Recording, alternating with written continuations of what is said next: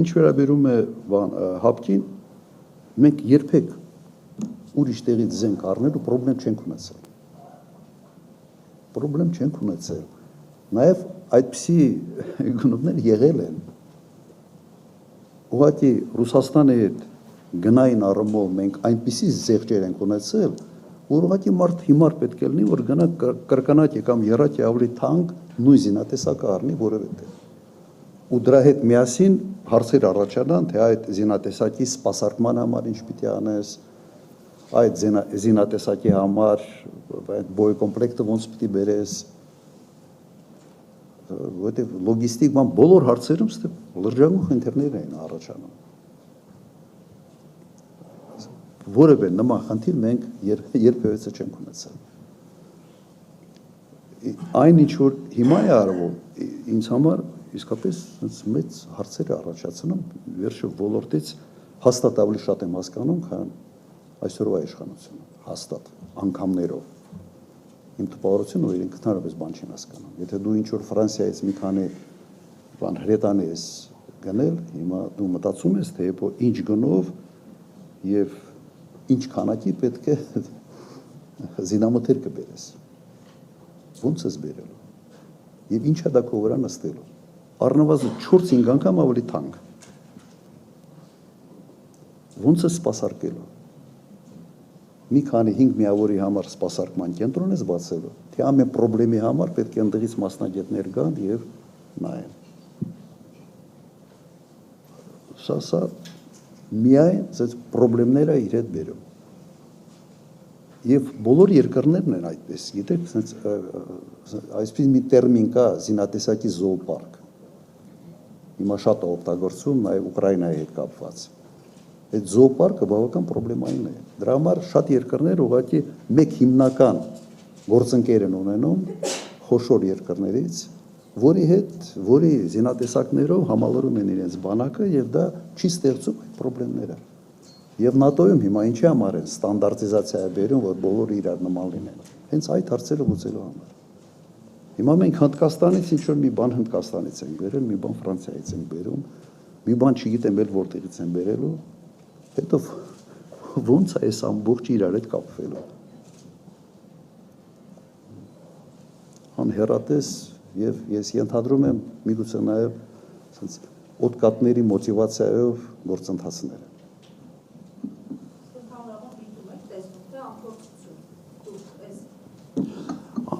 Ես արդեն շատ դեպքում խառնում եմ արդեն ինչա։ 18 թվականին ասում էի անփորձեն։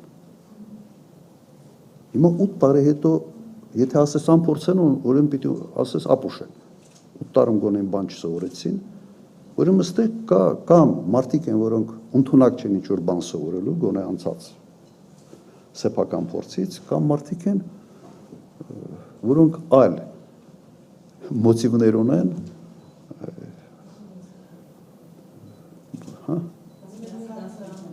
ու այլ մոտիվներ ունեն, այլ նպատակներ ունեն։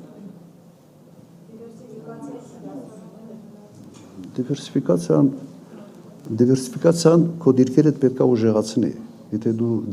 դիվերսիֆիկացիա ես անում զուտ այդ բառը օգտագործելու համար, դա մի հարց է։ Եթե դու անում ես քո բանակ ուժեղացնելու համար, դա լրի ուրիշ հարց է, բայց դու բանակդ չես ուժեղացնում։ Այն նույն հակաօդային միջոցները, որոնք այսօր Ուկրաինայի պատերազմի ժամանակ հաստատեցին իրենց էֆեկտիվությունը, այն նույնը մենք ունենք։ Ես անցած անգամ եթե չեմ հիշում, կամ մեկ անգամ ինչ-որ հրապարակային ասել եմ, Ուկրաինային բայրակտարները 2 շաբաթում վերացել են, ուղղակի վերացել են,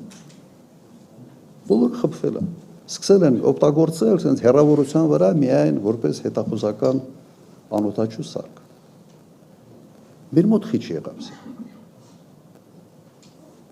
Նույն հակաօդային միջոցներով 2 շաբաթում բայրակտարները ավարտվեցին։ Եվ երբ որ Ղարաբաղյան պատերազմի ժամանակ բայրակտարների sense մեծ ռեկլամ եղավ, կոնտրակտներ եւ այլ, sense լավ առաջխաղացում ունեցան, Ուկրաինայից հետո հակառակը եղավ։ Ճիշտ հակառակը։ Հա։ բան մոռացա թե չէ։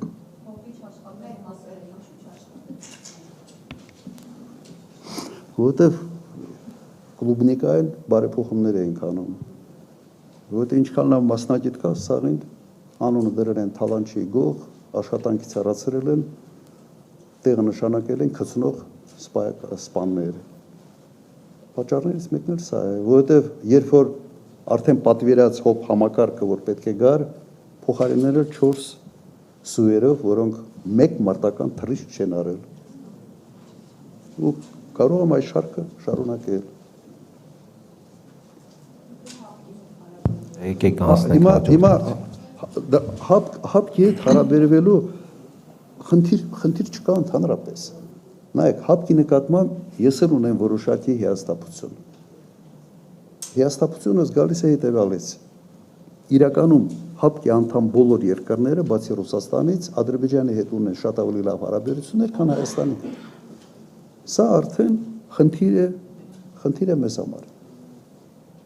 Ինչ ենք արել մենք, որ մեր հարաբերությունները չփչացնենք հապկի հետ։ Հակառակը, արել ենք ամեն ինչ, որ այս պատկերը ստեղծվի։ Մենք պետք է հապկին դիտենք հետևյալ կերպ։ Հապկը ինքը իրենով առանց Ռուսաստանի ինչ է իրենից ներկայացնում։ Ոչինչ։ Այսօր օրինակ ՆԱՏՕ-ից եթե Միացյալ Նահանգները դուրս գան, ՆԱՏՕ-ի տակ ինչ է մնալ։ 80% ծախսերը Միացյալ Նահանգների ծախսերն են եւ Միացյալ Նահանգների կարողություններն են ՆԱՏՕ-ում։ Հապկին նայենք որպես Ռուսաստանակենտրոն մի կառույց եւ մենք գործ ունենք Ռուսաստանի հետ։ Մոռաց Լուկաշենկոին, մոռաց թե ինչ որ մի բան են չի ասել կամ են չի արել կամ մոռաց կենտրոնական Ասիայի երկրներին։ Շատ պրագմատիկ բաների մասին եմ խոսում։ Բայց sense դրոշ սարքել եւ դրա այդ հողի վրա Ռուսաստանի հետ հարաբերությունները փչացնել եւ հետո ասել զենք չեն տալիս, չեն ծախում եւ այլն, դու ամեն ինչ արել ես, որ քեզ վատ վերաբերվի։